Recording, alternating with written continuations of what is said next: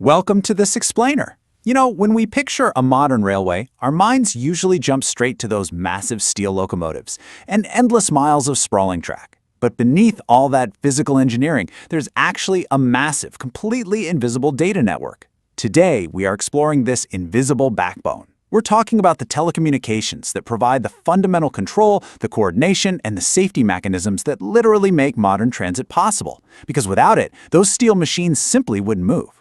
In fact, this telecommunications backbone provides the vital and non-vital data links that are absolutely required to control and coordinate every single train movement across the entire network. Okay, let's dive into this. Here is our roadmap for today. We'll be covering the invisible railway network, vital and non-vital links, BERA services, operational connectivity, and finally, ensuring information integrity. Let's get to it. Section 1. The invisible railway network. Moving right along to Section 2, Vital and Non-Vital Links. Now, in a network that's handling literally thousands of automated commands every single second, it's absolutely crucial to understand that not all data is created equal. Think of vital logic as the absolute safety-critical brain of the whole railway.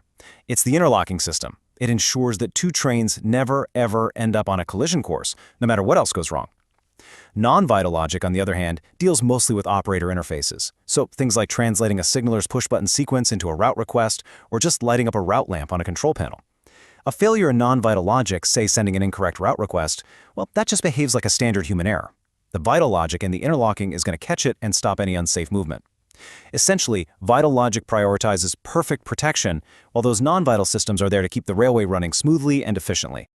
The journey of this vital data is honestly brilliant to think about. Picture a sort of U-shaped path. When a safe movement authority is sent, it starts out as a completely safe process. It gets heavily coded, layered with very specific addressing protocols, and then pushed down into a transmitter to travel across physical links. We're talking fiber optics, copper cables, or even radio waves. Now, if electrical noise or some sort of system failure tries to corrupt that data while it's in transit, those complex codes allow the receiver on the other end to verify its absolute integrity as it decodes the signal. If there's even a tiny hint of corruption, the safe process just rejects it entirely. It prioritizes safety above all else, with zero compromises.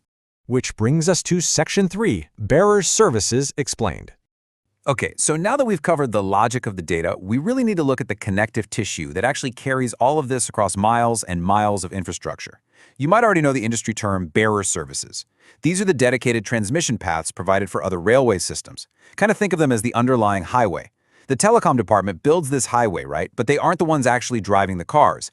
They just provide the highly reliable bandwidth and the physical or wireless paths so that the signaling engineers or the power engineers can route their specific data exactly where and when it's needed. So what exactly is traveling on these highways? Well, for one, you have vital signaling data. Take axle counters, for example. These literally count every single wheel entering and exiting a section of track to prove that it's clear. Bearer services guarantee that this highly vital count data reaches the control center instantly. They also provide these incredibly high availability links for electric traction SCADA systems. Meaning, if there's any kind of power anomaly on those massive grids electrifying the tracks, the system reports it without a single second of delay. All right, Section 4, Operational Connectivity and GSM-R.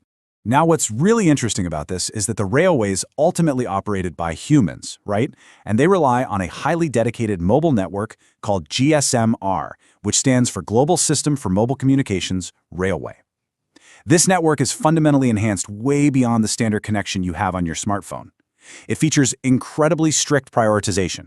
That means operational calls never, ever drop due to network congestion. It also uses some pretty brilliant routing logic. For instance, with location-dependent addressing, a driver can push a single button, and the network automatically finds the exact signaler responsible for that specific mile of track. And with functional-dependent addressing, a signaler can literally just dial a train's number, like train 5629, and the call routes straight to the cab. It doesn't matter who is driving or where the train currently is, it completely removes all the guesswork during high-stress situations. But the absolute highest stakes application of GSMR is for sure the Railway Emergency Call, or REC. This isn't just your standard phone call, it's a literal disaster prevention mechanism.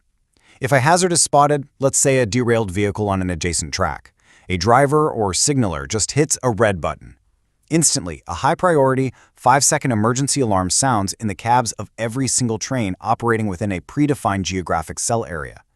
This dedicated radio network just bypasses all standard protocols to immediately instruct all trains in that danger zone to stop. It literally ties the technical marvel of radio networks directly to the preservation of human life. And that leads us to Section 5, ensuring information integrity. We have to bridge the gap from that private operational network to the public face of the railway, especially during what we call a degraded mode. This is when the railway system just isn't working as expected, maybe due to train detection failures or massive power losses. Now, passengers hardly even notice information systems during normal operations, but in a crisis, the demand for information just skyrockets from all directions simultaneously. And this chaotic environment is exactly where human operators and automated communication systems face their absolute hardest tests. So the crucial point here is that the telecommunications network absolutely must provide a single source of truth. When you're managing passenger and staff safety during an emergency or a severe disruption, having conflicting information is incredibly dangerous. I mean, if the station display says one thing, the public address system says another, and the train driver has a completely different third set of instructions, panic and unsafe behaviors can spread like wildfire. The telecom infrastructure has to be designed so that all data, from the central control room to the platform displays right down to the driver's cab, pulls from one integrated, completely uncorrupted database. Maintaining that integrity is the absolute paramount beauty of the railway's information architecture. Now, as we look to the horizon, the railway industry is actually transitioning away from the current GSMR standard to a much more advanced future radio mobile communication system known as FRMCS. This is going to bring massive broadband capacity to trains, essentially replacing older 2G foundations with modern 5G level architecture. So I want to leave you with this thought. As we transition and deploy these higher capacity networks, how will they continue to revolutionize this invisible backbone? Just imagine real-time, high-definition video analytics coming from every single train, or fully autonomous moving block controls running seamlessly on a single radio stream. The possibilities for safety and capacity aren't just exciting, they're truly staggering. Thanks so much for joining this explainer. Keep exploring and keep learning.